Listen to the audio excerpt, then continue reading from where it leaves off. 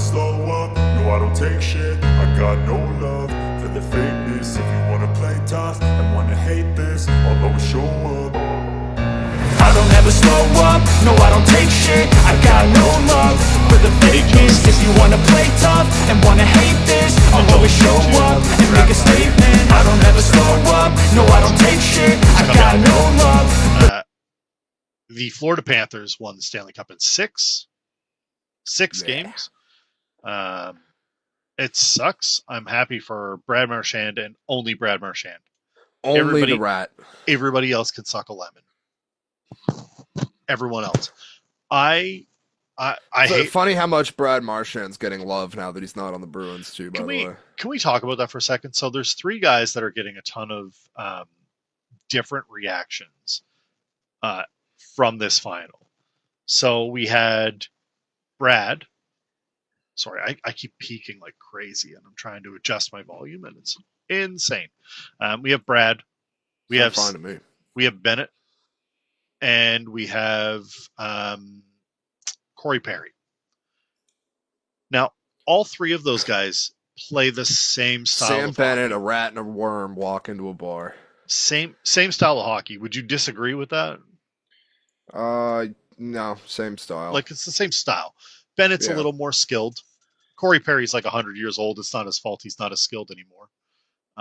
And Brad is getting up there in age. He, like, when he was playing on the Bruins, it clearly looked like he had lost a step or two just skating, but still had the hands and still had the heart and the drive. It's still your guy, but it's not, you could tell he's getting older, you know?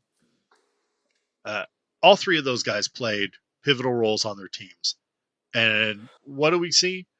Nothing but hate and vitriol for Corey Perry.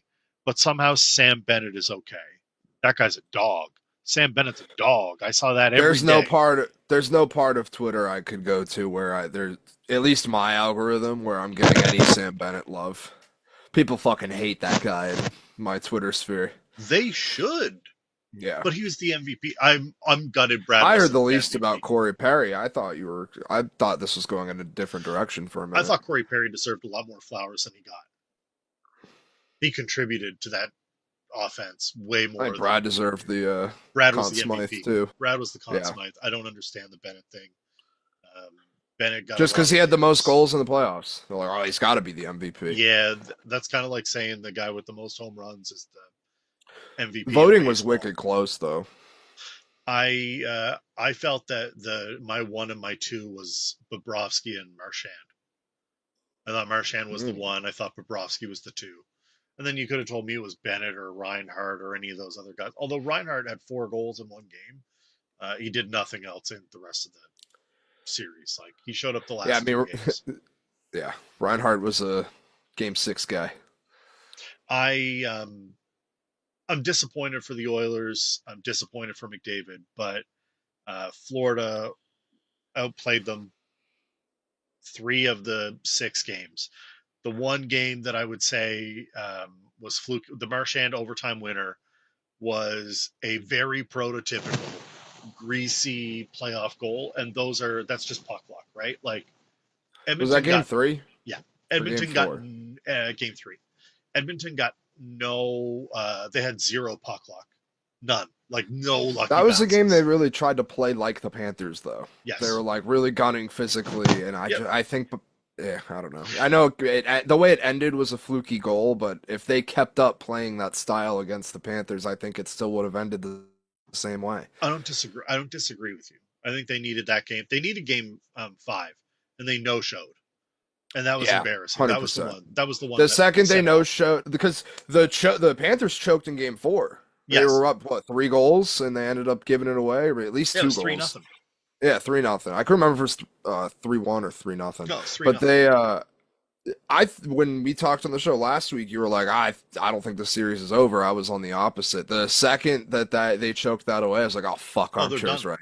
Yeah. I was like, Armchair's right. They're gonna choke this away. Edmonton's gonna win game 5, and then all of a sudden they have 2 games to close out the Panthers, and they just, like you said, they fucking no-showed game 5 at home. They were ghosts. And That was the second it was over because there's no chance the Panthers were going to lose 2 closeout games like that. The storyline that I'm most frustrated reading is that it was somehow Stuart Skinner's fault that Edmonton lost. I don't believe that for a second. The defense hung them out to dry on a regular basis. How many years in a row have we said how bad the defense of the Edmonton Oilers has been? I was specifically in the playoffs. Swinging sticks, like not hitting anything, just trying to hit a puck, just trying to get it out. I like Bouchard, but you cannot look at me and tell me that he is like a shutdown. This is your number one defenseman. He's an offensive guy. He's not a shutdown guy. No, and they don't have another guy on the team that can even pretend to be. And then the other story that I don't think was getting enough love is how good Bobrovsky was. I don't think people are giving him near enough credit. Playoff Bob Rob is a different beast. I don't think they're giving him nearly enough credit for how well he played against what is clearly a gifted offensive team. They shut down McDavid and Draisaitl, and then no Zach Hyman made it basically impossible to generate offense. Podkolzin got in a couple of times. And some of the other guys in, Skinner got in a couple of times. Like, there was no Evander Kane. Like, you got to move on from some of these guys. You got to figure out what you want to do with Connor. You need to get the guys help, dude. Like, Draisaitl and McDavid have just had the same recycled roster with different names for the last 4 or 5 years now. I know Skinner just played a great playoff stretch, but an unproven goalie most of the time, defensemen that just cannot get out of their own way, constantly turning it over in the offensive zone, just doing dumb shit.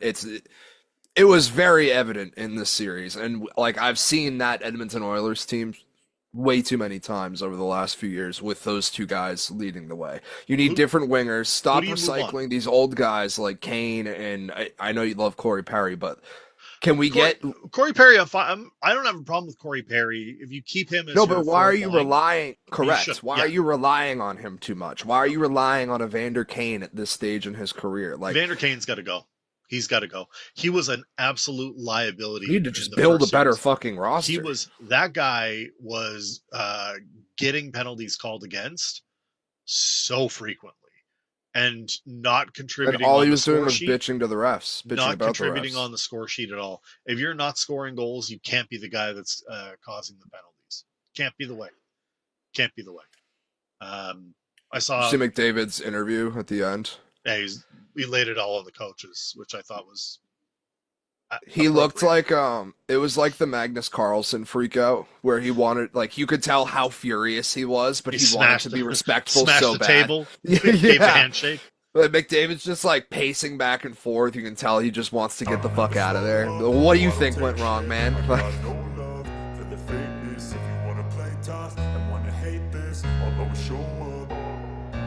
I don't ever slow up, no I don't take shit. I got no love for the